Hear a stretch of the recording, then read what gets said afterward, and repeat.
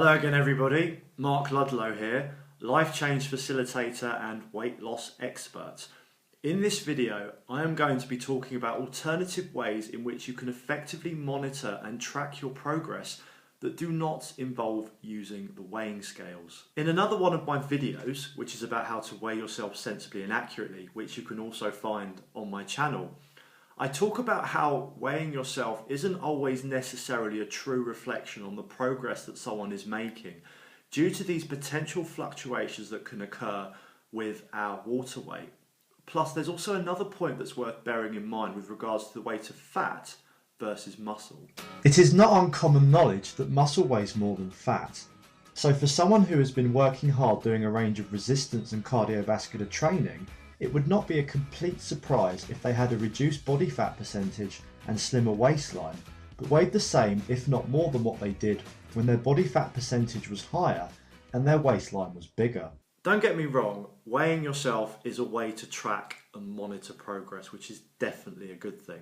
However, it does have its limitations, which is why I would suggest perhaps using some other method in conjunction with your regular weigh-in so that you can get more of a true reflection of the progress that you're actually making. So what are these alternative methods that we can actually use?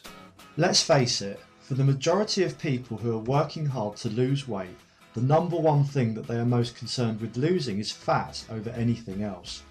There are a few ways in which we can measure our body fat percentage, but the two which are most widely used that are also affordable are calipers or some kind of bioelectrical impedance device. Calipers are very affordable but can be difficult to effectively use if you are not trained to use them.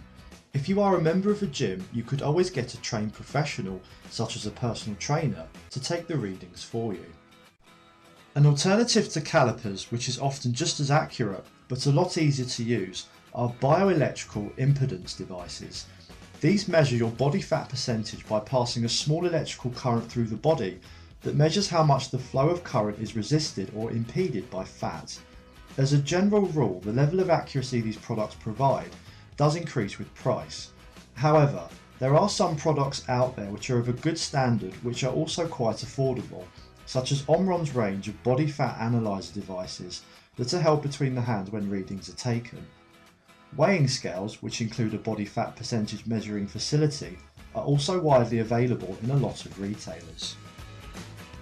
Like when tracking progress with weighing scales, it's important that electrical impedance devices are used both sensibly and accurately by doing the following: making your regular reading once a week or once every 2 weeks, and ensuring consistency by taking your regular reading at the same time of day each time you do it.